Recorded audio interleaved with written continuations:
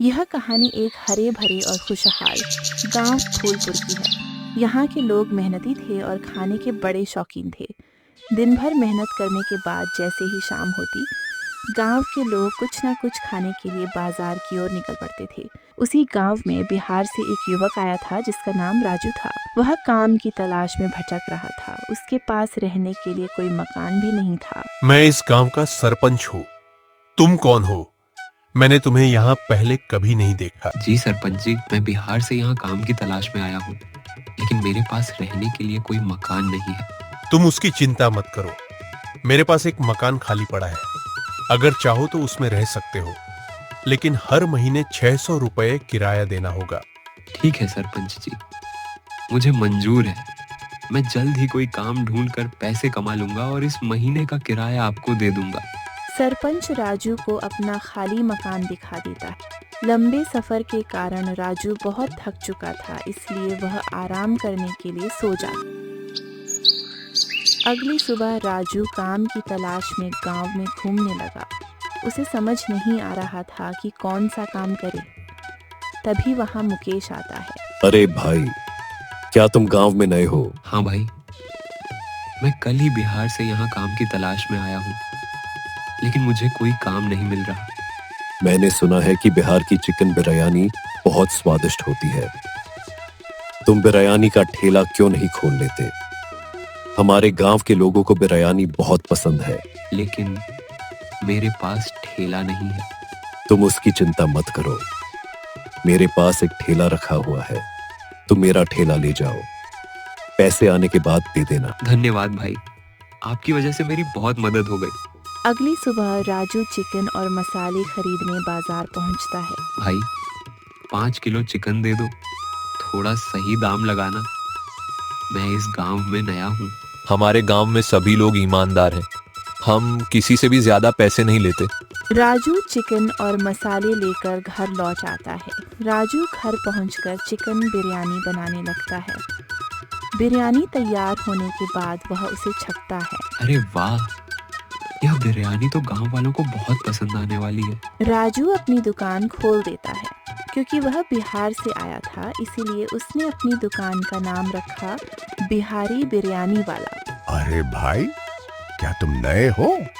मैंने तुम्हें यहाँ पहले कभी नहीं देखा। हाँ भाई, मैं बिहार से आया हूँ। मैंने अपनी चिकन बिरयानी की दुकान खोली है। खुशबू तो बहुत अच्छी आ रही है। मुझे एक प्लेट खाने को दे दो। राजू बिरयानी परोस देता है। अरे वाह, बिहार की बिरयानी तो सच में बहुत मस्त है। कितने की है? एक प्लेट सिर्फ 70 रुपए की है। अरे वाह, इतनी स्वादिष्ट बिरयानी और सिर्फ 70 रुपए। एक प्लेट पार्सल भी दे दो। राजू पार्सल दे देता है। धीरे धीरे शाम हो गई। राजू की दुकान पर भीड़ लग गई। सारी बिरयानी बिक गई। आज तो काफी मुनाफा हो गया। ऐसे ही बिरयानी बेचकर मैं मकान का किराया और ठेले के पैसे चुका दूंगा। 3-4 दिन लगातार अच्छी कमाई होने के बाद राजू सरपंच को किराया और मुकेश को ठेले के पैसे दे देता है। एक दिन शाम तक सिर्फ एक प्लेट बिरयानी बची थी। तभी राजेश और रमेश पहुंचते हैं। भाई, एक प्लेट बिरयानी दे दो। मुझे भी एक प्लेट बिरयानी दे दो। भाइयों, सिर्फ एक प्लेट बची है। मैं पहले आया हूँ, मुझे दो। नहीं, मैं पहले आया हूँ। चुप हो जा रमेश, मैं बहुत भूखा हूँ। तू ही चुप हो जा, मुझे गुस्सा मत दिला। दोनों का झगड़ा बढ़ गया। गांव वाले जमा हो गए। अरे कोई सरपंच को बुलाओ। सरपंच आए और झगड़ा शांत करा दिया, लेकिन दोनों दोस्तों के मन में नफरत पैदा हो गई। आजकल महंगाई बहुत बढ़ गई है। सही कह रहे हो, कुछ भी खरीदने से पहले सोचना पड़ता है। तुम लोग बातें करो, मुझे घर जाना है। जाओ जाओ, क्या पता तुम्हारे घर बिरयानी खत्म ना हो जाए। बेटा, हमने तेरी बहन की शादी तय कर दी है, लेकिन समझ नहीं आ रहा कि खाने में क्या रखें। बस इतनी सी बात। शादी में चिकन बिरयानी रख देते हैं, आगे का सारा काम मैं संभाल लूंगा। राजू भाई, 3 दिन बाद मेरी बहन की शादी है। 50 लोगों के लिए चिकन बिरयानी बना दोगे? हाँ भाई, हो जाएगा। कितने पैसे लगेंगे?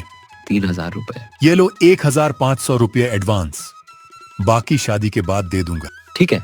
उसी गांव में शादी की बात राजेश को भी पता चल गई। राजू भाई, उसी दिन मुझे भी बिरयानी चाहिए। मैं पहले ही रमेश का ऑर्डर ले चुका हूँ। मैं तुम्हें उससे 2 गुने पैसे दूंगा। राजू के मन में लालच आ गया। ठीक है, मैं तुम्हारा ऑर्डर ले लेता हूँ। रमेश भाई, मैं तुम्हारा ऑर्डर नहीं कर पाऊंगा।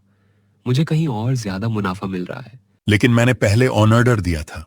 मुझे सिर्फ अपने पैसों से मतलब है। रमेश सरपंच के पास पहुंचा। जांच करने पर पूरी सच्चाई सामने आ गई। राजू, मुझे सब पता चल गया है। तुमने लालच में आकर रमेश का ऑर्डर रद्द कर दिया। अगर तुम्हें इस गांव में अपनी दुकान चलानी है तो ईमानदारी से काम करना होगा, वरना गांव छोड़ना पड़ेगा। सरपंच जी, मुझसे बहुत बड़ी गलती हो गई। मुझे माफ कर दीजिए। मैं भी तुम्हें माफ करता हूं। मुझसे भी गलती हुई। मैंने बदला लेने के लिए यह सब किया। राजू ने दोबारा रमेश का ऑर्डर पूरा किया। शादी में स्वादिष्ट चिकन बिरयानी बनी। गांव के सभी लोगों ने मिलकर दावत का आनंद लिया। राजेश और रमेश फिर से अच्छे दोस्त बन गए। राजू भी समझ गया कि ईमानदारी से कमाया हुआ सम्मान लालच से कमाए हुए पैसों से कहीं ज्यादा बड़ा होता है।